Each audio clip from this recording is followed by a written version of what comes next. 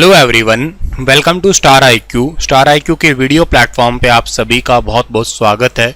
दोस्तों, आज 24 अप्रैल है और 24 अप्रैल 2023 के हरियाणा करंट अफेयर इस पर्टिकुलर वीडियो में हम पढ़ने वाले हैं। आज ही के दिन भारत के अंदर पंचायती राज व्यवस्था को लागू किया गया था। आज का दिन था, यानी कि 24 अप्रैल था और 24 अप्रैल 1993 को पूरे भारत में पंचायती राज व्यवस्था को लागू कर दिया गया था। इसी करके हम 24 अप्रैल को सेलिब्रेट किया करते हैं पंचायती राज डे। अच्छा, पूरे भारत में इसको लागू किया गया और 1 साल का समय दिया गया सभी भारतीय राज्यों को, जिसमें से अपने हरियाणा राज्य ने इसको अप्लाई किया है। कब? 22 अप्रैल 1993 को इसको अप्लाई किया है, हरियाणा राज्य ने अपनाया है। इसके अलावा आप लोग ये भी बात याद कर सकते हैं कि 24 अप्रैल को ही 2020 की बात है, 24 अप्रैल को ही भारत में एक स्वामित्व योजना को लागू किया गया था, जमीनों का मालिकाना हक देने के लिए। आप लोगों को ये अच्छे से याद होगा कि हरियाणा राज्य भारत का पहला राज्य बना था जो कि लाल डोरा मुक्त का एक सबसे पहले स्वामित्व कार्ड सौंपा था।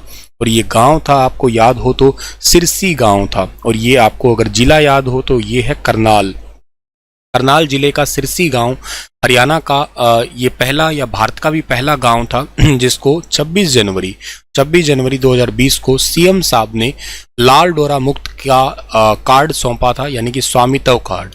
और इसी के तर्ज पे मोदी जी ने स्वामित्व योजना लागू कर दिया था 24 अप्रैल 2020 को। अच्छा, 24 अप्रैल को ही एक लता दीनानाथ मंगेशकर अवार्ड भी स्टार्ट किया गया है और ये रिसेंट ही स्टार्ट किया गया है, पिछले साल से ही। और पहली बार ये प्रधानमंत्री नरेंद्र मोदी को दिया गया अवार्ड है। क्यों दिया जाता है? जिसने देश की सेवा में आजीवन अपना लगा दिया हो, आजीवन सेवा के लिए, लाइफ टाइम अचीवमेंट के लिए। तो पहली बार ये मोदी जी को दिया गया और आज ही के दिन इसको लता दीनानाथ मंगेशकर अवार्ड के रूप में सेलिब्रेट किया करते हैं। 24 अप्रैल को शायद आपको सचिन तेंदुलकर जी से भी रिलेटेड कोई बात याद आ रही हो। अगर याद आ रही है तो चलो कमेंट में लिखो। एक तो बात आपको ही मैं पूछ लेता हूँ। कल आपसे सवाल पूछा था, उस सवाल को जो है ना सही आंसर क्या? चौधरी चरण सिंह हरियाणा कृषि विश्वविद्यालय ने किस जिले के मुकेश को किसान रत्न अवार्ड से सम्मानित किया? तो इस सवाल का ठीक आंसर था सिरसा। आज का पहला करंट अफेयर है कि हाल ही में मुख्यमंत्री ने गांव धनोरी कैथल के विकास कार्य के लिए कितने करोड़ रुपए की घोषणा की है? तो भी हाल ही में इसके लिए टोटल 7 करोड़ रुपए की घोषणा की है। मुख्यमंत्री जी ने धनोरी कैथल के लिए करोड़ों रुपए की घोषणाएं की है, जिसमें से 7 करोड़ से करवाए जाएंगे गाँव के विकास कार्य। धनोरी की गौशाला के लिए 21 लाख दिए गए हैं। गाँव धनोरी में महिला कॉलेज भी बनेगा। बाखड़ा नहर से की जाएगी गांव में पीने के पानी की आपूर्ति। सीवरेज व गंदे पानी की निकासी की व्यवस्था भी। सामुदायिक केंद्र और लाइब्रेरी है, इसका भी निर्माण होगा। गांव के अंदर स्थापित की जाएगी संत शिरोमणि श्री धन्ना भगत जी की प्रतिमा। इसके अलावा संत श्री धन्ना भगत जी के मंदिर में लंगर हॉल व गांव के तालाब का भी सौंदर्यकरण किया जाएगा। श्री धन्ना भगत जी के नाम पे रखा जाएगा हैबतपुर जींद के मेडिकल कॉलेज का नाम। सुपर इंपॉर्टेंट क्वेश्चन ये है। और पाठ्य किताबों में भी धन्ना भगत जी के शिक्षाओं को जो है ना शामिल किया जाएगा। मतलब स्कूल एजुकेशन जो है हमारी, या कोई आपकी इंपॉर्टेंट एजुकेशन है, वहाँ पे धन्ना भगत जी की एजुकेशन यानी कि कही गई बातें, उनको ऐड किया जाएगा मेनली। आपके एग्जाम में सीधा सवाल ये बन भी सकता है कि जींद हैबतपुर के अंदर जो मेडिकल कॉलेज बनेगा वो किसके नाम पे होगा? श्री धन्ना भगत जी के नाम पे ये होने वाला है मेडिकल कॉलेज। तो कैथल जिला आप लोग याद करिएगा। आज कैथल कल के दिन जो है ना, कैथल का एक बहुत इंपॉर्टेंट जो है वो कार्यक्रम था, राज्य स्तरीय कार्यक्रम था संत महापुरुष सम्मान एवं विचार प्रसार योजना के अंतर्गत। आप लोगों को इस योजना के बारे में अच्छे से पता है। धन्ना भगत जी की जयंती पर यहाँ पे एक पूरा कार्यक्रम था और वहीं पे ही ये सब घोषणा की गई थी। और वहाँ पे हमारे भारत के उपराष्ट्रपति जी भी शामिल हुए थे, याद रखना, मुख्य अतिथि के रूप में। हाल ही में हरियाणा में पत्रकारों की पेंशन को 10,000 रुपए से बढ़ा के कितना कर दिया? तो हरियाणा में पत्रकारों की पेंशन को 10,000 रुपए से बढ़ा के 11,000 रुपए कर दिया गया है। ठीक है। हरियाणा के अंदर लोकतंत्र के चौथे स्तंभ को मिल रहा है भरपूर सम्मान। ये हरियाणा क्या पूरे भारत का भी चौथा स्तंभ कहलाता है। पत्रकारों की पेंशन को 10,000 से बढ़ा के 11,000 किया। निःशुल्क बस यात्रा 4,000 किलोमीटर प्रति माह। पत्रकारों को आना जाना बहुत पड़ता है, इनके ट्रांसपोर्ट में लगभग 4,000 किलोमीटर तक ये फ्री में बस यात्रा कर पाएंगे। मीडिया कर्मी व अन्य आश्रितों के लिए आयुष्मान भारत योजना का विस्तार किया गया है। अत्याधुनिक सुविधाओं से लेस मीडिया जो सेंटर्स हैं ये भी हरियाणा के अंदर आने वाले हैं जल्द ही। और ऑटोमेशन मोड पर डीए में वार्षिक वृद्धि के अनुपात में पेंशन है ये भी बढ़ाई जाएगी। हाल ही में किसने चंडीगढ़ में the Tribune employees union Chandigarh के ऑल इंडिया मीडिया मीट कार्यक्रम में शिरकत कर उपस्थित मीडिया कर्मियों को संबोधित किया? तो ये मुख्यमंत्री जी ने ही संबोधित किया है अभी हाल ही में। आप लोगों को मैं बता देता हूं कि चंडीगढ़ से एक क्वेश्चन मुझे याद आ रहा है कि हरियाणा राज्य का जो दूरदर्शन केंद्र है ना वो शिफ्ट हो चुका है चंडीगढ़ के अंदर। कब शिफ्ट हुआ है? ये शिफ्ट हुआ है आपका 15 तारीख को। कौन सी 15 को? 15 जनवरी को। 15 जनवरी 2023 को शिफ्ट हुआ है। हरियाणा में एक ही मात्र दूरदर्शन था और इसकी स्थापना हुई थी कब? 1 नवंबर को 2002 में। ठीक है, हमारे उस समय की केंद्रीय सूचना प्रसारण मंत्री जिनका नाम आप लोगों को याद होगा, सुषमा स्वराज, जिनको मरने के बाद में भी अवार्ड मिला है पद्म विभूषण, उनकी बेटी ने लिया था, बांसुरी स्वराज ने। और इसके अलावा सुषमा स्वराज जी के नाम पे हरियाणा में महिलाओं के लिए एक सबसे बड़ा अवार्ड है जिसके लिए 5 लाख रुपए दिए जाते हैं। हाल ही में मंजू शर्मा को मिला है जो कि जींद जिले की महिला है। अगला सवाल आपका है कि हाल ही में किस जिले के डॉक्टर धर्मेंद्र यादव भारतीय सेना के कप्तान बने हैं? भारतीय सेना के कप्तान बने हैं ये महेंद्रगढ़ के हैं। ऑप्शन नंबर ए इस सवाल का ठीक है। स्वास्थ्य विभाग में कार्यरत है, हेल्थ इंस्पेक्टर है, रणवीर सिंह का बेटा डॉक्टर धर्मेंद्र यादव भारतीय सेना में कैप्टन के पद पे अपॉइंट हुए हैं। 17 अप्रैल को इनकी ग्वालियर के अंदर जो है ना इनकी ज्वाइनिंग हुई है। तो वेरी इंपॉर्टेंट, गांव सीठोट के रहने वाले हैं ये। ठीक है, एक टाइप का मोटिवेशन है कहिएगा आप लोग।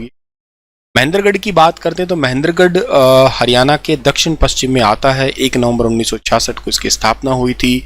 हेडक्वार्टर इसका नारनौल में है, एकमात्र जिला जिसका हेडक्वार्टर दूसरी जगह पे है। लगभग एरिया 1899 वर्ग किलोमीटर का आता है। और इसके अलावा जो है ना अगर बात करें हम महेंद्रगढ़ के अंदर, तो महेंद्रगढ़ के अंदर एक जाट पाली है। यहाँ पे हरियाणा की एकमात्र यूनिवर्सिटी है, सेंट्रल यूनिवर्सिटी, जिसके वीसी का नाम भी आपको पता है, टंकेश्वर कुमार, जिनमें पूरे भारत के सबसे बेस्ट वीसी का अवार्ड। और यही यूनिवर्सिटी लड़कियों में विटामिन डी की कमी का पता भी लगाएगी। महेंद्रगढ़ का प्राचीन नाम कान्नौड़ कहलाया है। ये क्वेश्चन थोड़े समय पहले ही पेपरों में आया है। खनिजों का शहर भी कहलाता है, बावड़ियों का नगर भी यही कहलाता है। ऐसा माना गया है कि महेंद्रगढ़ प्राकृतिक और इसके आसपास के गांवों का आरंभ अजमेर के शासक और पृथ्वीराज चौहान के काल में ही हुआ था।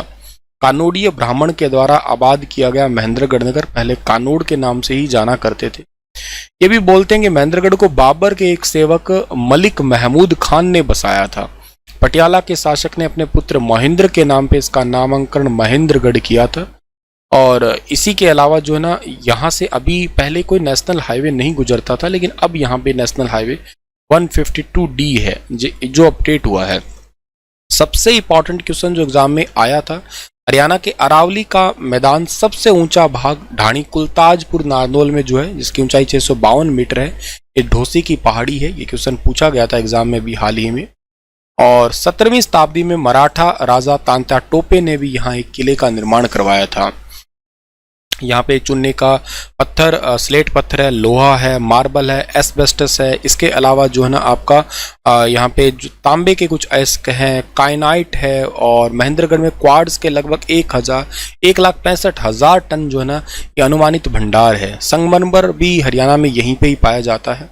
डोलामाइट्स वगैरह और भी बहुत सारे खनिज है यहाँ पे पाए जाते हैं आपके हरियाणा में। यहाँ पे एक माधोगढ़ का किला भी है, मिर्जा अली खां की बावड़ी भी है, नारनौल के अंदर है ये।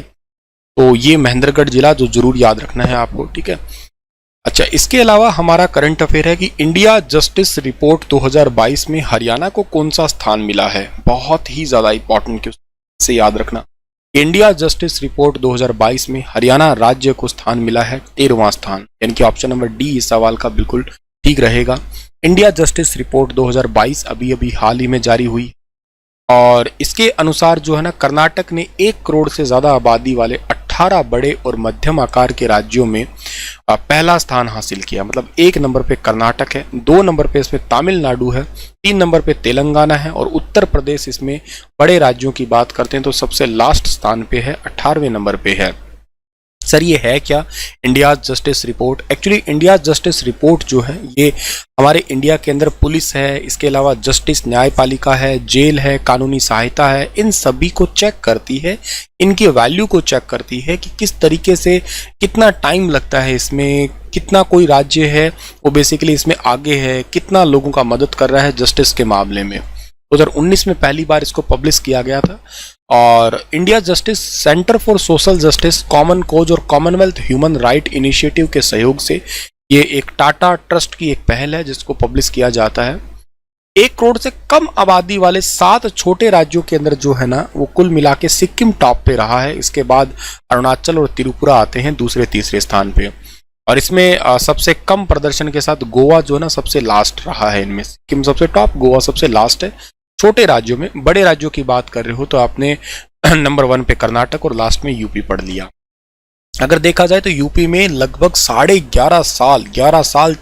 11.34 वर्ष और वेस्ट बंगाल में 9.9 वर्ष में सबसे अधिक, मतलब यूं कहिएगा काम इतने लंबे टाइम तक पेंडिंग है, लोगों को न्याय इतने टाइम के बाद में मिल रहा है। त्रिपुरा में 1 साल है, सिक्किम में लगभग 1.9 है, मेघालय में लगभग 2.1 वर्ष है। ये ओवरऑल जो है ना सबसे कम में आते हैं आपके, ठीक है ना। तो पिछले 5 वर्षों में अधिकांश राज्यों में प्रति न्यायाधीश लंबित मामलों की, मतलब पर जो कहिएगा आप लोग जो जज है ना उनके पास में इतने मामले हैं। और अगर मैं ओवरऑल रैंकिंग की बात करता हूं तो 2020 में रैंकिंग कर्नाटका का 14 आया था, लेकिन अब इस बार टॉप में आया है। फिर तमिलनाडु है, फिर तेलंगाना, फिर गुजरात 4 पे, फिर आंध्रा है, फिर केरला है, फिर झारखंड आता है, फिर एमपी आता है, फिर आपका छत्तीसगढ़ आता है। और इसी लिस्ट में आपके हरियाणा राज्य को देखते हो तो पिछले बार हम 9वें रैंक पे थे और अब हम आए हैं इस पे 13वें रैंक पे। पिछली बार टॉप पे कौन था सर? पंजाब टॉप पे था पिछली बार, इस बार 12वें नंबर पे आया पंजाब, ठीक है। और यूपी तो पिछली बार और इस बार दोनों बिहार में सेम ही है। इवन वेस्ट बंगाल भी ऑलमोस्ट सेम ही है, 17 पे है। इंसाफ मिलने में इतनी देरी होती क्यों है? देखो इस रिपोर्ट में देखो, भारत की आबादी इतनी ज्यादा है और आबादी के चलते हुए भारत में तकरीबन 20,000 के आसपास ही जज हैं ऑलमोस्ट। तो मतलब यूं देखा जाए तो 22% पद तो खाली है।